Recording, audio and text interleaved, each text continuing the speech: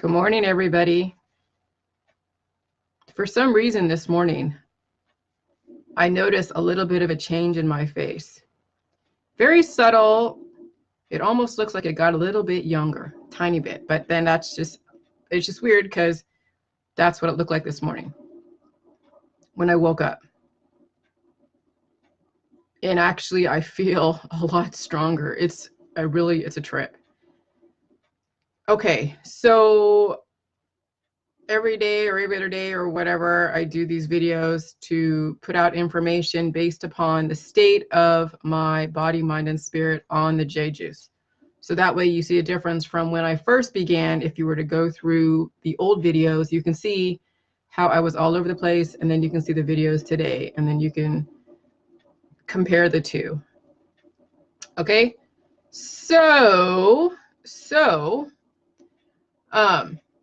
so I talk about biases because biases really have a lot to do with basically everything that we have characterized as a reason, a meaning behind everything that happens. Okay? And so biases, I would say, create the realities. Biases create realities, and biases also then create the outcomes. Okay? And so, I came from, the industry, the allopathic holistic industry. Hey, Ron. And the holistic industry and the naturopathic, same thing, homeopathic industry, they all insert their biases. And then the education industry inserts their bias. The government inserts their bias. And then people then insert their biases based upon a combination of everything that was told to them. Okay? And so we are a world full of biases. So now with the whole thing with the J Juice, okay, we're now learning how to separate the biases from the actual science. But people say, oh yeah, science could be biased too. Well, yeah, it could be, based upon what you make certain things mean and then how you manage your cancer, disease, and chronic illness, because you don't manage wellness. If you're well, you just do what you do. It's only when you have something that happens to you, a physical action, reaction, is then when you insert a bias. Okay? So, all right, so the thing with the J Juice is that we already know that the J Juice is not poisonous. It's already been substantiated by the food lab that it has 13 million colony forming units, perfectly safe lactic acid. It's a probiotic. We know that cabbage is not dangerous. We know that salt is not dangerous. We know that water isn't dangerous. Okay? And so when you put them all together, it's not a dangerous drink at all. So we know that.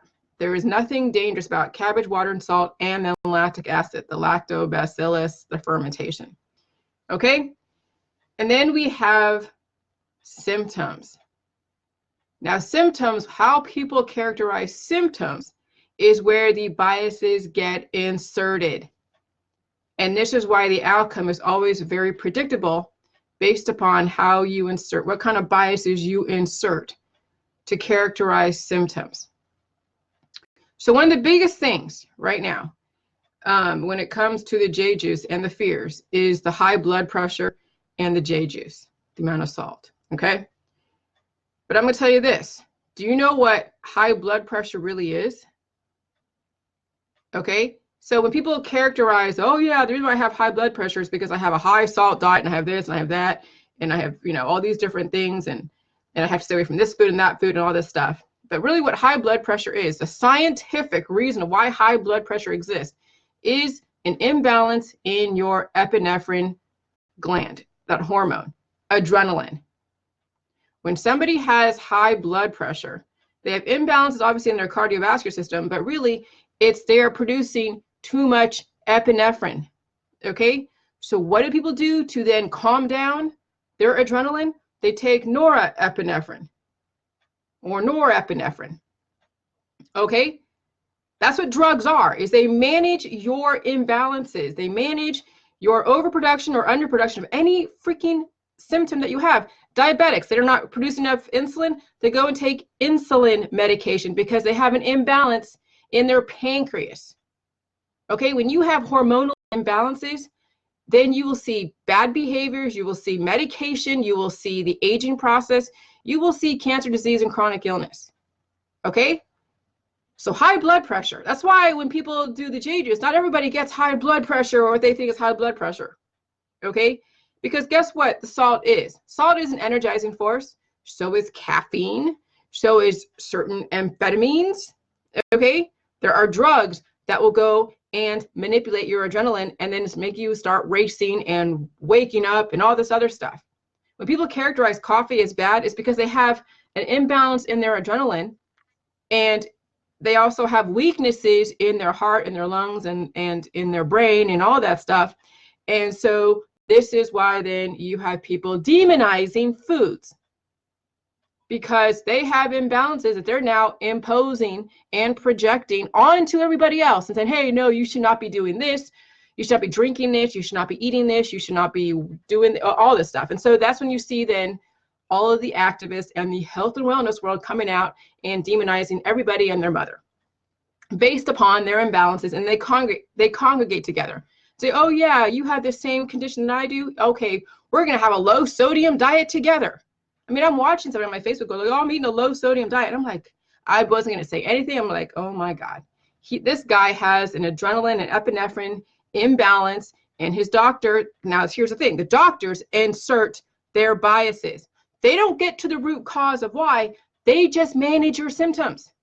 So when you go to a doctor, say, oh yeah, I feel like this racing of my heartbeat and racing of this and racing of that, and you start describing your symptoms, guess what doctors do? They really don't go to the root cause of why it exists. They don't say, oh yeah, you have, I mean, they do, they say, okay, yeah, you have, you know, well, I don't even know what they say to the people. I don't know what people say when they say they have like all these different symptoms that characterize as high blood pressure. Doctor goes, oh yeah, you just have high blood pressure. I don't think they go into the real nitty gritty of the science, but maybe some do. And I've never had high blood pressure, so I couldn't tell you exactly what the doctor says in the office to then explain to the patient why they're going on these certain pills. But maybe the doctor goes, okay, well, you have high blood pressure, so here's this prescription drug that will then calm your high blood pressure down, and then stay away from foods that will, what people say, will induce energy. Well, you need adrenaline, okay? I mean, I drink coffee, I eat salt, and it's an energizing force, okay? You need, I mean, adrenaline has to be part of your body's makeup, because when you are in a fight or flight situation, it has to be there. It saves your life, okay? You cannot not have adrenaline. But what happens is people have imbalances in their hormones, in their oxytocin, because people that have an imbalance in their oxytocin, which is like the love hormone, they are so love, and want to make love all the time, and then ooze love and say everyone should be love, but then also too, they have a very major imbalance in that. So if you don't promote love, and you say a cross word, then they turn into hate, and those are two sides of the same coin. Well, the same thing with adrenaline. You know, when you have so much adrenaline, then you will then go to the other side and then try to be then so calm in some areas, then highly generalized in other areas. Okay, and so yeah, so there's people that actually will manage their adrenaline imbalances because they have not enough adrenaline, so then they use music as a way to balance them out. That's why, like, my husband has an adrenaline imbalance. He's a very calm dude, like very calm. It's like I have to go like, okay, I'm shaking up, like, dude, wake up, you know? And so then what he gravitates towards is like really hard rock metal, really loud music. And I know what it is because there's an imbalance in his hormones. And so that's how he then balances himself out. He utilizes external, you know, things such as music and whatever to balance out the hormones. And that's fine. And that's how people get by in our society. That's what the chemistry market is. That's what the music is. That's what then all the different distractions and the pleasure market is to then help people self-medicate. Really what it comes down to, the drugs, the sex, the rock and roll is basically a self-medication. I mean, just to put it basically bluntly, yeah, that's what it is. Okay, so if we can then just separate, okay, so you have a hormonal imbalance, and that's when people stay away from nightshades, they stay away from, caffeine, they stay away from salt, from sodium. But instead of demonizing foods, wouldn't you want to balance out your hormones? I mean, everything is natural, but wouldn't you want your body to self-regulate where you don't have to demonize foods or take in so much of a single food? That wouldn't you want to be able to eat foods where you didn't have to worry about what it's going to do to you? Okay? And so anyways, so that's what we're exploring with the J juice for people, is to learn how to actually heal and seal to where they can eat all the different foods in a balanced way and still be able to get the benefit but not have the imbalances. Okay? So the whole thing with the high blood pressure, it's a symptom of a root cause. Every single symptom name, high blood pressure, lupus, fibromyalgia, cancer, disease, all of that is the body trying to heal. Every single symptom that you hear about, that's a name for a specific physical manifestation that doesn't feel comfortable, is the body desperately trying to heal. Okay? Totally trying to heal. And so then this is where you learn about strong body versus weak body. Okay? And that really is about the mentality and then the specific chemistry that you are taking that is aligned with your mentality, and then your perceived outcome. Okay? And those three have to be aligned. So your mentality, the chemistry, and then the outcome. I need to write that down because those have to be aligned in some way. So 1 is your mentality. 2 is the chemistry, mentality, and that strong body versus weak body, or proactive versus reactive. Proactive versus reactive. And then the perceived outcome. Okay? Because your mentality has to be such to where you understand, well, the mentality has to be such, not so much being like so positive, because I'm not saying that. It's that your mentality is such where you understand that you can compartmentalize, which, okay, we understand everything's connected, but you still have to compartmentalize. Okay, you have a physical manifestation, whatever it is. Let's say even in the allopathic and the matrix, not on J juice, you have a physical manifestation. Let's say you have a name for that physical manifestation called diabetes. Okay? So you have diabetes, you have an underproduction of insulin, and so you have a physical manifestation that happens. Okay? And then so your mentality is, okay, that's the body trying to heal from an imbalance based upon weaknesses in the body. Okay, so that's your mentality. Any kind of disease, if you have balding, that's still a disease. It's the body where it cannot produce hair on top of your head. Okay, that is a symptom. Balding is a symptom, just so you know. All right, so that's your mentality. You just separate. Okay, now you understand that this is a physical manifestation. That's all it is. There's no meaning applied to it. It's just a physical manifestation. And then you understand chemistry. Okay, so, well, the mentality, okay, so the mentality is then, this is where the strong body, weak body, the proactivity, reactivity. With that mentality, you are being proactive now, okay? So when you have a mentality of proactivity, where now someone say, well, I could be taking colloidal silver and all these different things, but then, okay, so that's fine. You have that mentality of proactivity where you're going to take colloidal silver or you can take all these different detoxes.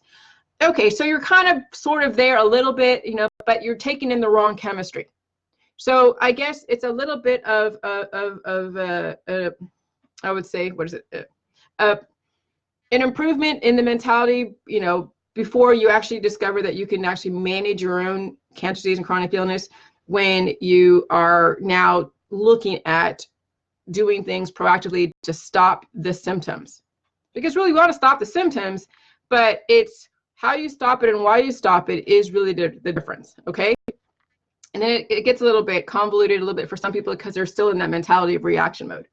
But if you're being proactive, then you're going to be taking things to try to stop then the symptoms from being drawn out to take you down, to then stop you from living your daily life. Okay. But then now it comes, next thing is chemistry, the right chemistry. Okay. So as long as you bring in the right chemistry, because yeah, I mean, strong body and weak body is predicated on your mentality, the kind of chemistry you're bringing in, and then the perceived outcome. So with the mentality, you can have a strong body or a weak body based on reactivity or proactivity, and you can be proactive with the wrong chemistry. But either way, you're being proactive or you're being reactive no matter what. And then you have the chemistry. Is it the right chemistry or is it the wrong chemistry? And then you have the perceived outcome. Do you expect to die? If you're like, I don't want to live forever, and I've heard people say that, oh yeah, I don't want to live forever. Well, do you really want to go down that death trajectory?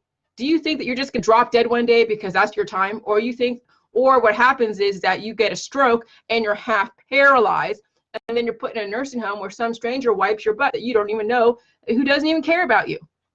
Or that your family, has you somewhere in their living room and they don't care, you don't want to go down that road. Okay, you don't want to go, and I know people are dealing with that with their grandparents or their parents, and someone has to take care of someone that's basically a vegetable, and you don't want to be down that road. That's not the way to leave this world.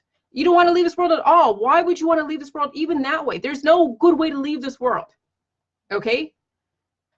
So your perceived outcome is that you don't want to die, because I'm telling you, the death process, is not fun, and it's rather violent. And then it's traumatic for those that are taking care of you, or traumatic for those that love you. But there's perceived outcomes. So there's the mentality of a strong body, weak body, proactivity, reactivity. There's a right and wrong chemistry, because there's a chemistry, there's mentality that supports life, and there's a mentality that supports death. There's a chemistry that supports life, and there's a chemistry that supports death. There is a perceived outcome that supports life, and there's a perceived outcome that supports death. I don't want to die.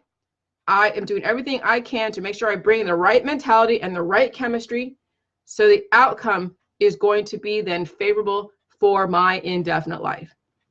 And the only thing I would die from is a freak accident, such a car accident where I'm not in control, or a plane crash where I'm not in control. Anything where I absolutely have no control over is how I would probably die, if I would die. So then you look at statistically, how often does someone just die from a plane crash and a car accident? And it's also based upon then how often do you fly, how often do you drive, and then are you healthy most of the time when you're in the car or on a plane? Okay, so there's a lot of factors and that's why people pay way much more in insurance than they get the return, because the insurance industry knows statistically how often someone actually dies or gets into an accident, and they make a whole lot of money off of those kind of fears. Oh God, you might get an accident, you might die. Okay, so if you can separate, okay, so that's the thing. So you have a symptom, all right, and then it's then how you deal with the symptoms is then the difference between the life trajectory and the death trajectory. Because salt doesn't cause high blood pressure. You already have an imbalance in your hormones. But a diabetic has an imbalance in their hormones. Person has cancer and disease and chronic illness and autoimmune disorders, and hey, you could be missing a limb, missing an organ, missing whatever, and you have imbalances going on. Okay, and then your lifestyle will sustain and perpetuate, and then also systematically degrade you if your mentality and your chemistry and your perceived outcome is then aligned with the death process. And so, yeah, when you hang out with people who reinforce the death process, who don't say, yeah, people should live, who you hang out with will then be your perceived outcome. So not only your belief system will be the outcome, but it's the people you hang out with that reinforce that death trajectory. Okay, so it's or you learn how to just say, you're hanging out with people who believe something opposite, who believe that people should die. You could be the one to say, no, I don't think so, and still love them anyways and still hang out with them. But you don't have to adopt their belief system to hang out with them. You can stand alone in your belief system, but still hang out and find the other common grounds. Because you don't have to change up your whole friends unless they are that much of an influence where you don't know how to stop the peer pressure. Because that's really what it all comes down to, is peer pressure. So yeah, you believe people should live and people should die, but they're like, hey, let's go and hoop it up and whoop it up with all this drink and alcohol, and you're like, yeah, okay, cool, let's do it. And then that will then cater to that thought process.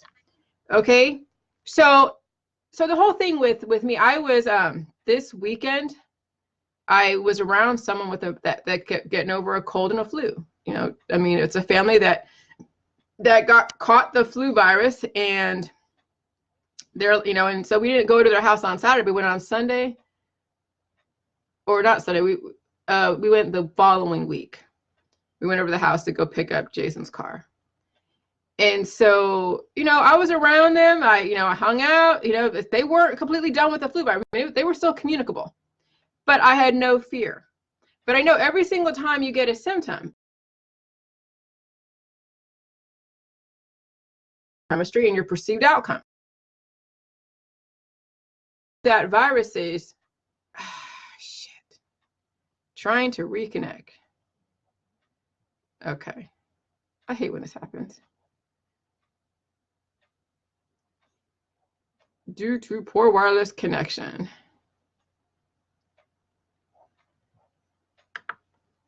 Okay, hold on a second, guys. It says trying to reconnect due to poor wireless connection. Your video has been paused. All right. Virus